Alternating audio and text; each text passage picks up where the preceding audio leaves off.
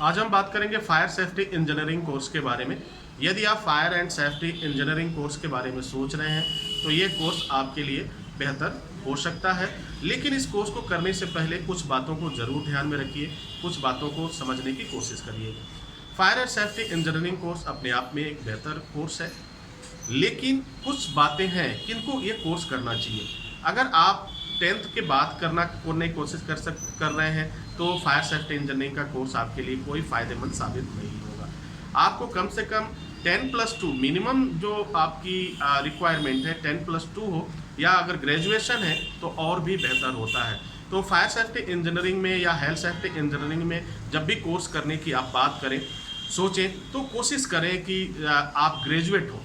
अगर ग्रेजुएट हैं उसके बाद से इस कोर्स को कर रहे हैं तो आपके कई फ़ायदे आपको मिलने वाले हैं।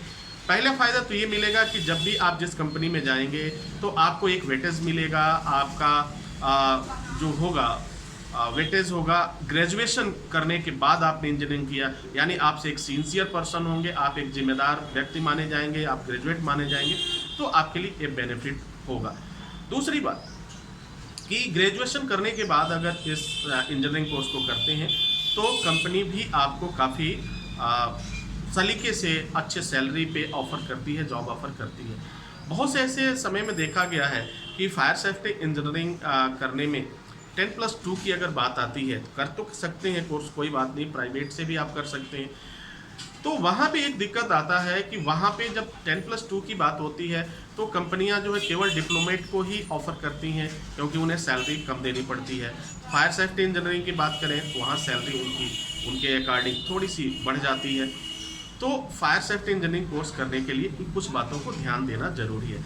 अब मैं बात करता हूं कि इसके कोर्स को आप ऑनलाइन और ऑफलाइन दोनों ही मोड में कर सकते हैं। कहां से करना बेहतर होगा, कैसे करना बेहतर होगा, वो सारा लिंक मैं इस वीडियो के नीचे आपको मिल जाएगा, वहां से आप इस कोर्स को कर सकते हैं। दोनों ही मोड में यह कोर्स अवेलेबल है, ऑनलाइन मोड में भी अवेलेबल है और ऑफलाइन मोड में भी अवेलेबल है। आप इस कोर्स को कर सकते हैं। अब एक सवाल और उठता है कि इस कोर्स को करने के बाद हमें जॉब कैसे मिलेगा।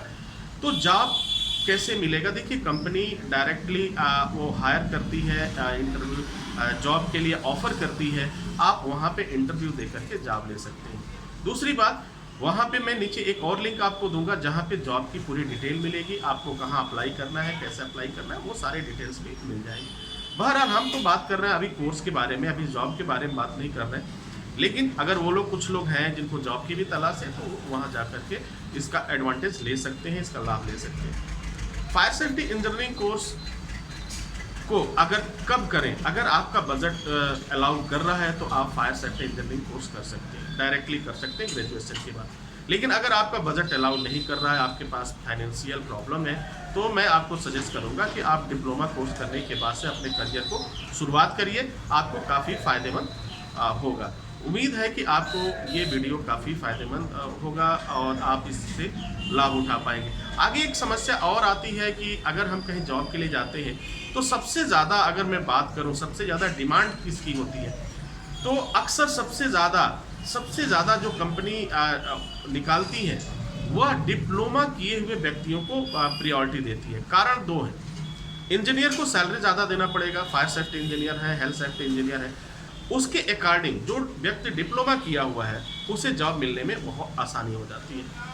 जैसे जितना बड़ा कोर्स होगा आपका, सैलरी भी उतनी अधिक होगी, लेकिन जब सैलरी अधिक होगी और कोर्स आपका काफ़ी बेहतर होगा तो वहाँ पे जॉब मिलने में भी आपको थोड़ी मुश्किलों का सामना करना पड़ सकता है।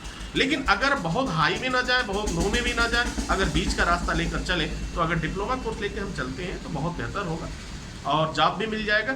और जॉब के बाद से, उसके बाद अगर आप करते हैं डिप्लोमा के बेस पे फायर सेफ्टी इंजीनियरिंग और हेल्थ सेफ्टी इंजीनियरिंग, तो आपके लिए काफ़ी बेहतर होता है। अब मैं बात कर लेता हूँ इसमें जो सैलरी मिलती है। फायर सेफ्टी इंजीनियर और हेल्थ सेफ्टी इंजीनियरिंग कोर्स करने के बाद जो आपको जॉब ऑफर होता है, जो सैलरी की बात करते हैं, वह जो है अगर MNC है तो 45+ जाता है, 45,000 के ऊपर आपको सैलरी मिलने की पॉसिबिलिटीज बन जाती है। ये कंपनी टू कंपनी वैरी भी करता है, कुछ कम भी होता है, कुछ अधिक भी हो सकता है। बाहर के देशों में अगर आप चले गए तो यह सैलरी लाखों में चली जाती है, नो डाउट, कहीं कोई दिक्कत नहीं है। तो उम्मीद है dear students and my dear friends आपको ये वीडियो पसंद आया होगा और आपको आपके सवालों का जवाब मिल गया होगा। Wish you all the best. Thank you for watching. Thank you for learning.